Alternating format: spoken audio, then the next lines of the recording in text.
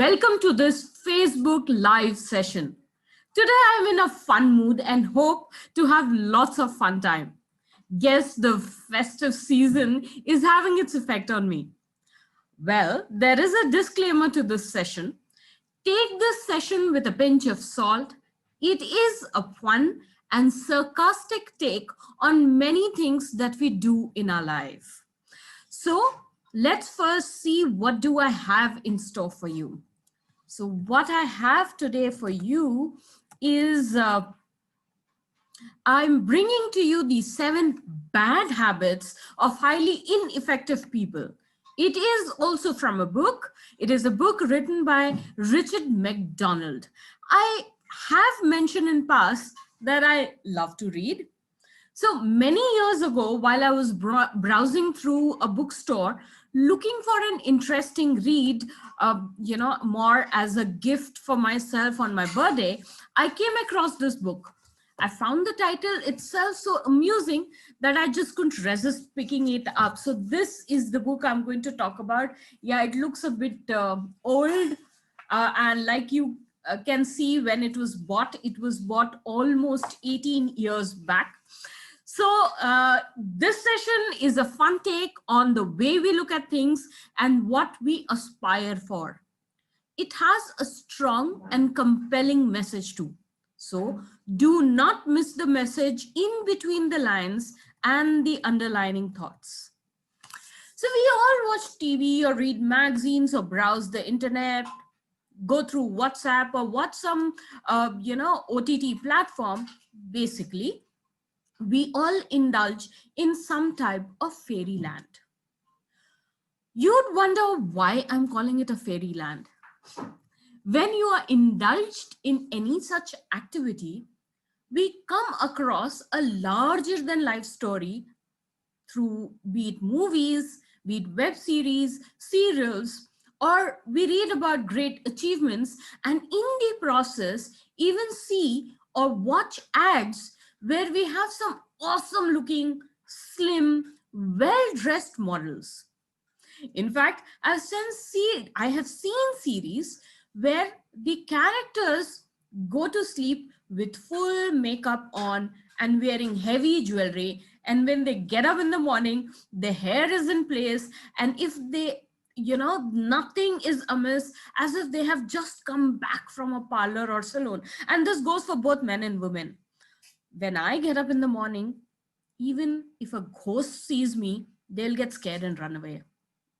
Right? So I don't know. That's why I call it a fairyland. Now let's talk about food. Even if I take in additional air, I will bloat. However, these people, they can eat as much as they want and nothing happens to them. How unfair, isn't it? Basically, what is all this is in your face messaging. Well, I was debating if I should say subtle messaging. Then I disagreed with myself because in these messaging is in no means subtle. So it is in our face as loud as it can be. So all this in your face messaging is telling us, get a hang of yourself. Get fit, not fat. Give up smoking, don't drink, drive jazzy cars or bikes. Don't you think? Somewhere they are setting us up for failure. The standards such messaging put across are too high and difficult to match, and most people in this world cannot reach there. And after all, we all are ordinary people with no special talent. In fact, we have been set up for failure from the time we stepped in this world. The school grades are always, the good grades are always a notch above our capability. At office, we are always expected to do more than our capacity. The cost of things that we wish to own are always a bit more than our potential to earn, right? So the whole world is so against us. Maybe we should stop putting efforts, right? So this session is a guide on how to be comfortable in our failure, or better still, how to fail completely. So here I am presenting the 7 bad habits that will set you up for failure. And before we move ahead, here's a bit about me. I work with multiple organizations in helping them work on their productivity. Nah, let me share the real story. I'm a failure. I took 2 attempts to clear my 11th standard. It was difficult initially, but I found solace and comfort soon. Then, when I thought it was all over, I missed another year in my college and the discomfort returned, and it was more difficult this time. However, I figured, a way around that too. I didn't make it to the top MBA colleges either. Just managed to get admission in an upcoming business school. My initial years made me so comfortable that I gave up my well set corporate career to do this, as in these sessions, become a coach and consultant. Yup, basically to talk to people and share with them things from a new perspective. That's me in short for you. Like I mentioned, this session is a guide on how to be comfortable in our failure, and better still, how to fail completely. Are you one of those people who make lots of notes? Have a calendar or diary, or mark your schedule, make list? Do you have an address book, or carefully add phone numbers on your phone, maintain a laptop or computer, or have many files stored there? Well, if your answer to any one of the above is yes, then my friend, you're doing it wrong. Presenting the first habit or task that you need to do, which is throw away your diary. Yes, liberate yourself. Maintaining a diary is a big trap. When you throw the diary, you are freeing yourself from any expectations you have of yourself. There would be no binding. You can do things as you please. See, uh, you know, be it a diary or a habit of making list, you are actually doing what? You are duplicating things which you already know. There's a danger of losing the list or the diary also. You can become highly dependent on the diary or list. There's a danger, and once you've made lists, while doing a certain task, you may end up looking at the wrong list. And most importantly, you may forget putting something important on the list. And when you might forget something important, why have the list at the first place? So when you throw away the diary or any kind of planner, you liberate yourself to be completely ineffective. Also, it is believed if something is important, you will remember it. You don't need a list for it. If you forget something, I am sure it was unimportant. So why take the stress? There's already enough chaos and issues around. If I add a bit to it, no one will notice, right? So let go and enjoy ineffectiveness and chaos. I'm sure you're finding this very, very interesting. Oh, we are just warming up here. There are many more great things coming up, and I promise you, you will find them equally interesting.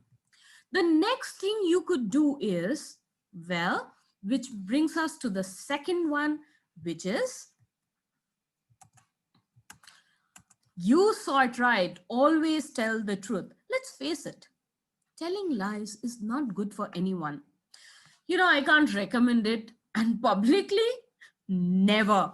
I don't want to get legal suits filed against me. We all have heard and recited the nursery rhyme, Johnny, Johnny, yes, Papa, open your mouth. No, Papa, eating sugar. No, Papa, telling lies. Um, no, Papa, open your mouth. Ha, ha, ha. So I think I got that wrong, but yes. So the end thing is open your mouth, haha. And before that, Johnny is asked, "Are you telling lies?" And he says, "No." So we have been taught as kids not to lie. That has been the central point of such kind of nursery rhyme. Let's follow it to the T. After all, when you don't lie, you don't have to make effort to create a story. Put that strain on your brain. Why? Also, we've been taught that telling one lie means you need to keep saying more to hide the first one. It's just too much time and effort. So if someone asks you, "Am I looking fat?" Say it. Say it as it is. Say, "Yes, you are looking fat." Because then you're only helping that person, right? We know obesity can heart attack. So probably you're saving that person from having a heart attack, yeah? Or when you're speaking with your boss, say you haven't completed a report that your boss had asked you to do, and then he asks you the status of it. Of course, you shouldn't lie by saying that you are on it and will finish it soon and share it. You should tell him on his face that you didn't make the report because you find it very boring, or maybe you're not capable of doing it and you preferred watching a movie or sleeping over instead of doing the report. Better still, if you are the boss, I am sure you would not like to be lied to, right? You'd appreciate the honesty and straight talk of your team. In fact, you should do that too as a boss. Like, if a team member asks about his or her future growth, tell them it is bleak, or that there are people you're considering giving low rating in their appraisal as you don't like them much. Similarly, think of other people in your life: your spouse, your friends, sibling, children, neighbors, relatives. Don't lie to anyone. After all, honesty is the best policy. By speaking your mind, you're actually doing a public service. So it's important that we always say the truth. In fact, we all receive advice from multiple sources. What I'm doing is also that. So, what I'm doing right now is, in a way, giving you some kind of an advice. You may have a friend who might say that you should get serious about life. Your boss might ask you to be on time and to be in on time to office and be punctual. Your partner or your parents may ask you to be, cleaner and tidier. People will use terms like shape up or ship out. Don't listen to anyone. Just do what you please, because you need to come to terms with the reality that you are the center of your universe. In your story, you are the hero or heroine, and like they show in the movies, you're perfect as you are. Ignore all the advice people give you and do as little as possible. Go with the flow. There are many in this world chasing dreams, money, and luxury. Why should you become part of that crowd? You should do nothing. Zilch. Just chill, sit back, and enjoy the moment. That is what you should do. If you are the center of your universe, you need to just be in the moment, be present where you are. Everything else should revolve around you. Let's become one with nature. Nature has chaos, right? That is what is the way nature works. So why should we clean the clutter around us? After all, humans are also animals, like, right? So let's be more like animals. Animals don't wear clothes. See, whatever we do is for good clothes, hot meal, good technology, or entertainment. Animals don't use any of this. So why should you? Reclaim the thought that you are the center of your universe. Clutter is nirvana. Don't let it go. Let your home or wherever you stay be a complete mess. Be yourself is a very, very important part of ensuring higher degree of ineffectiveness and failure in your life.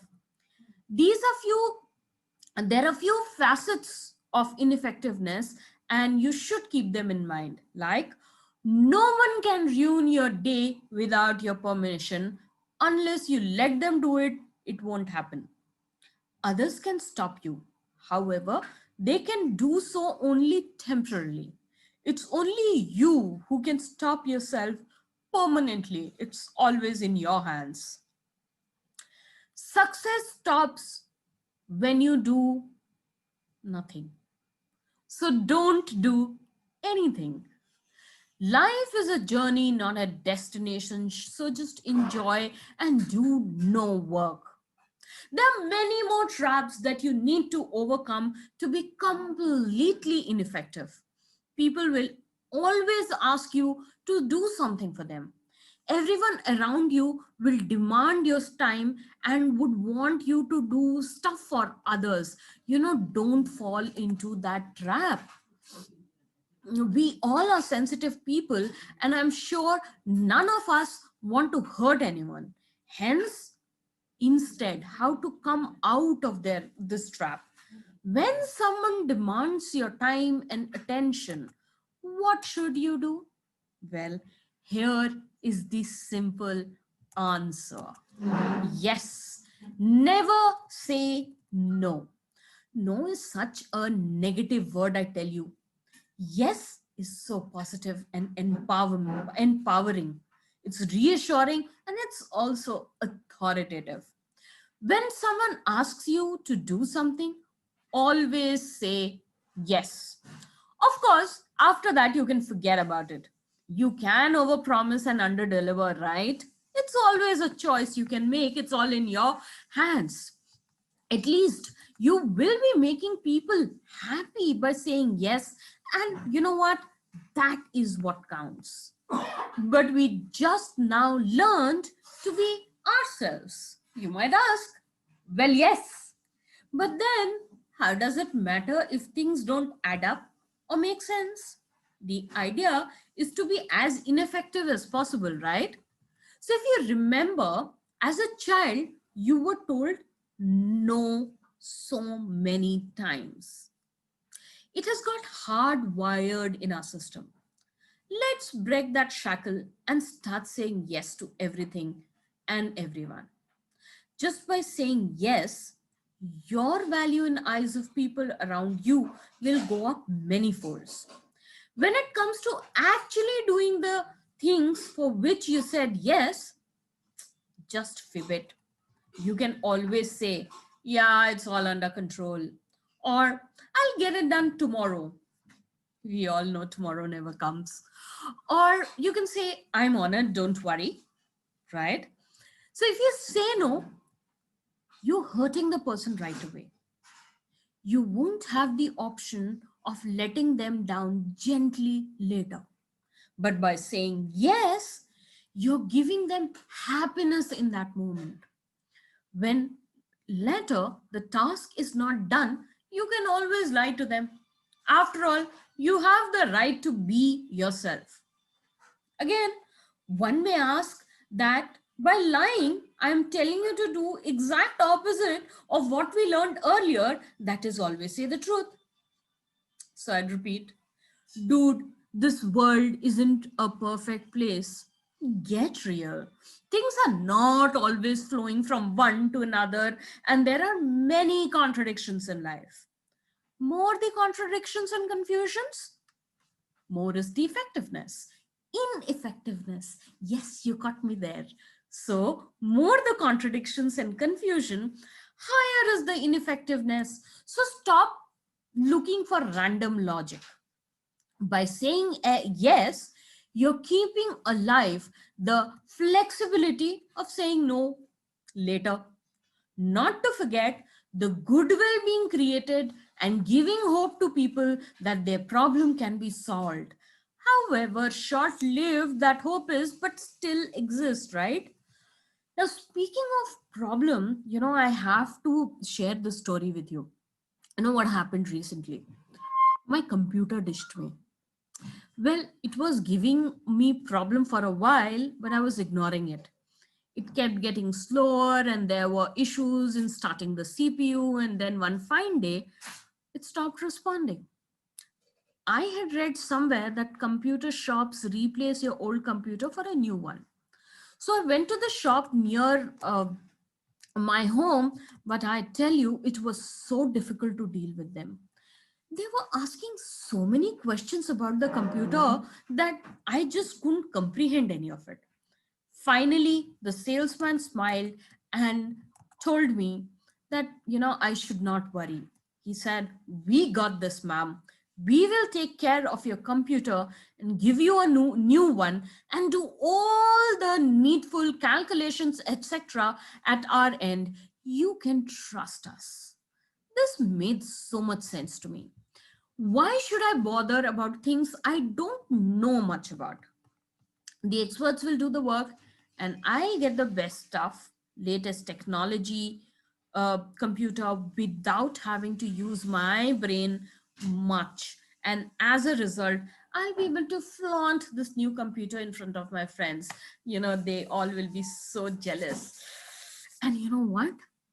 This is what is the beginning of something called practicing retrospective budgeting. Now, once we have got you uh, once you have got your new shining computer and discovered retrospective budgeting, you can adapt it in many areas of life, which will lead to having fun with money, buying whatever you want without thinking, and shop with complete freedom. Imagine the day when you had to limit your spending and stay in budget. It's so boring. Now it will be a thing of past. Staying in budget not only limits our spending but impacts us emotionally. Retrospective budgeting puts what is important first. You. Why should your life be limited by what money you have to spend? Instead, your life should be about what you want, what are your desires, what make you happy. And we all know materialistic things make us happy. So it is about how ineffective one can get. Now, some may ask logical questions. This is no place for logic and reasoning. Anyhow, let's still look at those few questions.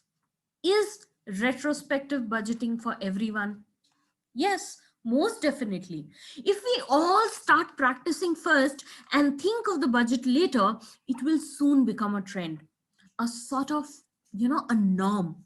How cool it would be to, be a trendsetter. How it would make you feel when people will say you're part of such a wonderful trend, being an early contributor to it.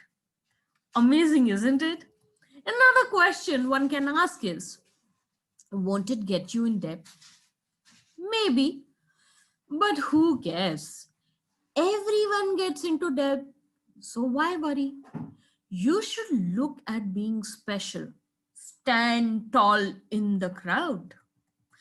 Another question could be, can retrospective budgeting be applied to all areas of life?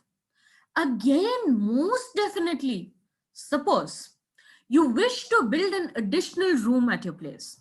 What do many people do? Get an architect to give you a quote, talk to a builder, decorator, furnishing guys, ask all of them to give you a quote. So much paperwork. Phew. Avoid it all. Just put what you have in mind and get the contractor to start work. You can think of the money later, yeah. At least you will get that room you wanted. That is what is important. Put your need above everything in. See, it's at the end of it all about happiness. In fact, we are taught study hard and pass your exam with good marks. Then go get a job. Now get a better job, earn more money. For it is taught to us that when we earn more money, we will be happy. Then one day we retire and our whole life is gone past. Where is the happiness? By practicing retrospective budgeting, we are undoing what we learned. Happiness comes first, and that should be a mantra. Money is a terrible master and a very good servant. It has also been said that money doesn't really give you happiness. So why bother about money? Just get what you want by hook or crook or by borrowing, and you will be happy. All our learnings come from you know or everything comes from within, or they started in our childhood. That is what is real happiness. Or when we could get everything when we desired, we could show throw tantrums. We didn't bother about money that time, so why do it now? Now, talking about childhood, let's go back to the childhood days. Think about it. We learned to talk, walk, play games. We learned basic manners. We didn't have to go to work, pay any bills, cook meals, drive a car, and many more things. Looking back makes us so nostalgic. We all miss it, right? But then we are told, stop looking back, look ahead, plan your future, etc. It's all so complicated. So let's simplify things, right? And I'll share the slide again. 1 second. So what we are supposed to do is this. Yes, past is definite. Future is what is uncertain. So look at what is solid and definite. Our past. So live in yesterday. Most things were better in past than now. They are called the good old days for a reason. It's better to have the good, right? So keep living in the good old days. To live in the past, keep practicing these statements. So whenever you are in some kind of a conversation, you should, put it in somewhere. Yes, but it was better before. Or maybe start a sentence with, I remember when, this happened, that happened. Or when you're talking to other people, you can say, you youngsters, you know nothing. When I was your age, and then get into a story from the past. Or proudly say, do you know I lived through a war? Whatever be the situation, these sentences will help you prove that the past was better. By living in past, we stay in a comfort zone. By living in the past, we can spend as much time as we want in enjoying experiences that we previously enjoyed. So we get to relive them, have the same wonderful feeling. Our past is a safety zone. The future is dangerous. After all, we were better off in the past, right? So let's stay there. We all make New Year resolution. I'm thinking of that because we're sitting at the year end. We make New Year resolution, which is actually for the future, right? And most of the times they don't survive for long. See, now you can see what I'm saying. Future is useless. It is just unnecessary, too much effort. Nothing looks better than looking back. We all are, intuitive, instinctive creatures. And memories, good memories, feeling good is what drives us.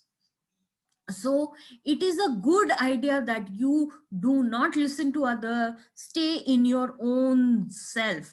In fact, I will go a step ahead and say all knowledge is within us. You don't need any coach or anyone to guide you. You know everything. So when everything is within us, we should be guided only by oneself, right? And that is what is the next thing which becomes very important, which is follow your heart. Listen to your heart and nothing else. By listening to your heart, you can stay in your pajamas the whole day, twiddling your thumb, not working. You can actually, when you're following your own heart, because all knowledge is within us, you can give lectures and more lectures to people without thinking. All kind of certification and learning with the so-called experts have be damned. You are the expert. Just say what comes to your mind. Don't bother about any facts or figures. After all, your heart knows the best. So follow that and let me prove that to you. Now, think of your most favorite dish.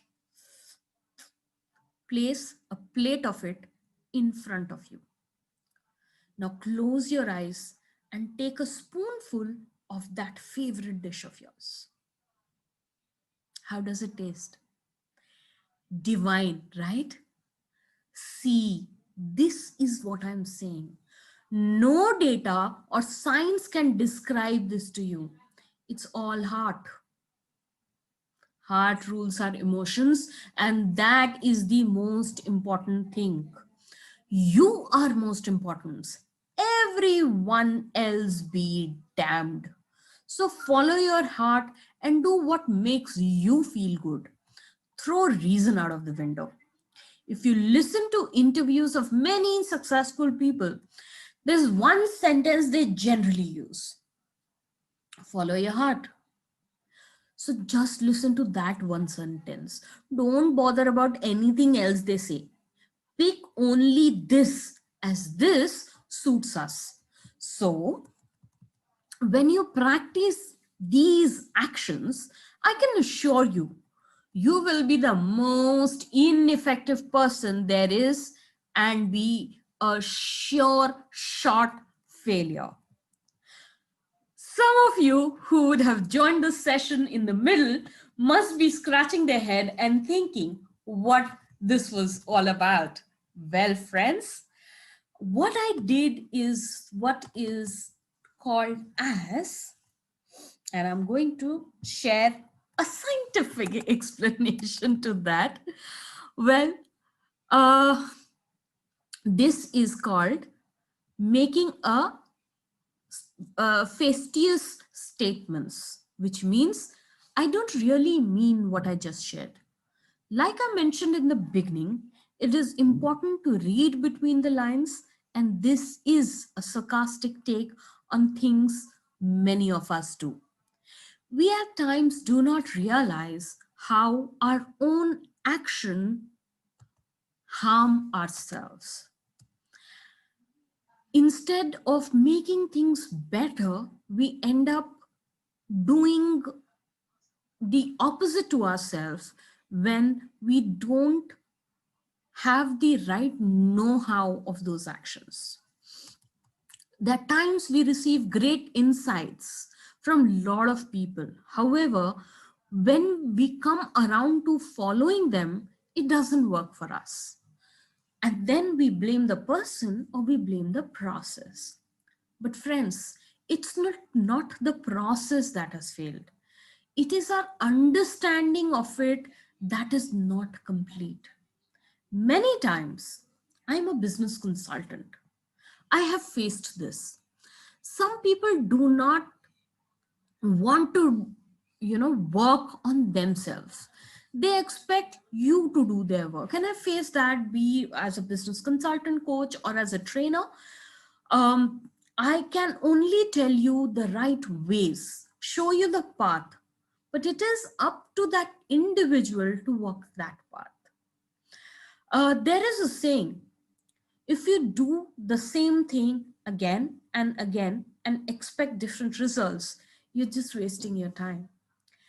Action, the right action, is every individual's responsibility.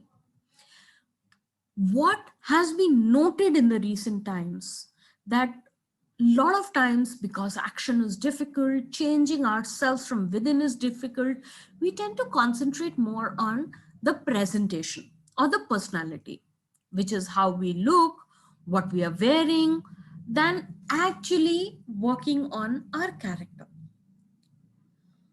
One needs to understand that personality is important. However, it can give us short-term inroad. It is only character that gives us long-term success. The ratio is 80-20. We in today's time concentrate on building personality 80% of the time and work on character building only 20% of the time.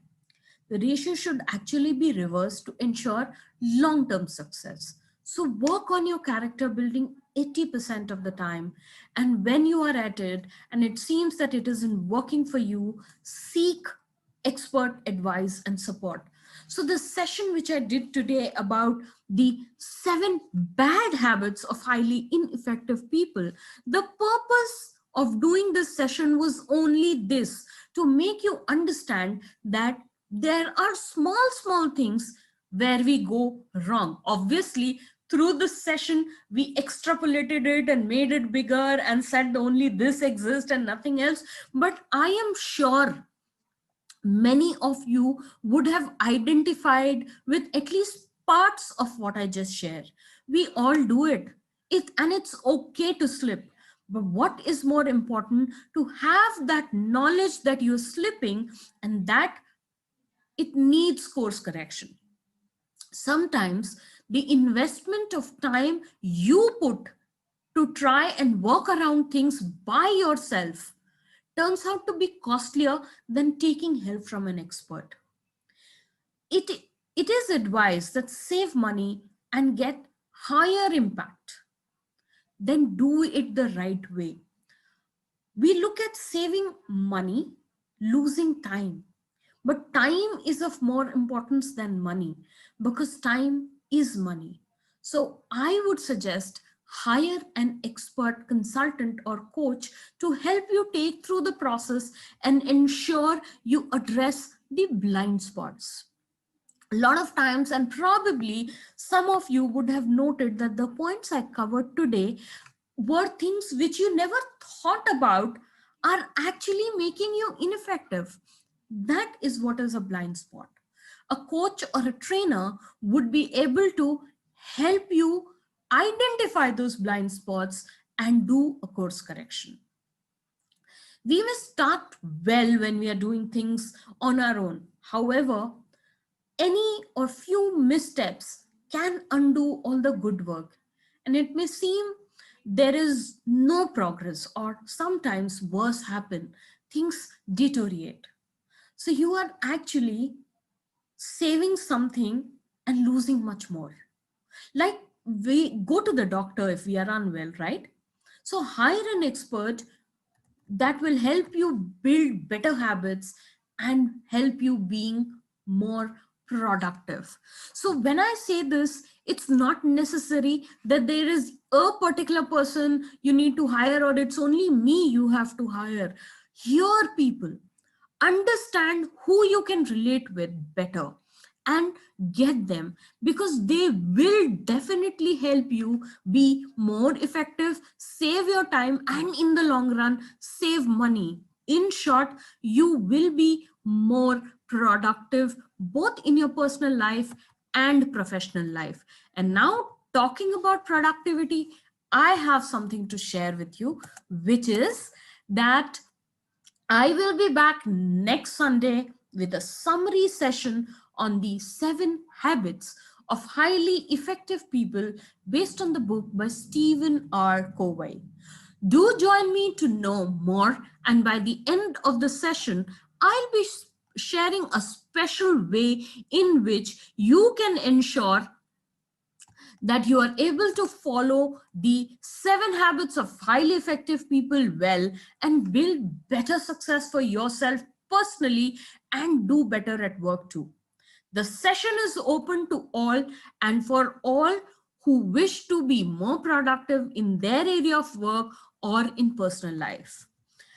The session will be an interactive session on Zoom where you can follow me. I will be sharing a link in the chat right away.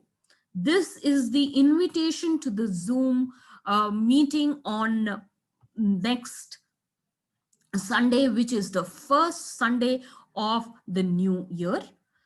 The idea of doing this session is to start well and do better. Start with the right step. We have a new year coming up, and the best way to be there would be to start right. So here is the link of the session in the chat for you. The time of the session remains the same, which is 3:30 p.m. Please feel free to register. It is a free registration link which I've posted in the chat below this live session video. So go ahead. I will be sharing it again over my page and other mediums through a separate post. So I hope to see you next Sunday for the summary session of 7 habits of highly effective people. And don't miss the session, because there is something special which I will talk about by the end of the session, which can add a lot of value for you in the long term. So, well, friends, this is Rashi Sinha, your business consultant coach, signing off for today. See you next week. Thank you very much for your time.